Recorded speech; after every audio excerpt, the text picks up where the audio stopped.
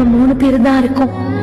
நமக்கு நம்ம மட்டும்தான் இருக்கோம். ஆழி சூழ்ந்த உலகிலே யாவும் அழகாச்சே, வயதை மீறிய வாழ்விலே சிறு கவிதை உருவாச்சே, விரலினை தாண்டிடும் நகமென இவன் பாசமே கிரீடமா பாரமா புரியுமா சில நேரமே இவன் அண்ணன்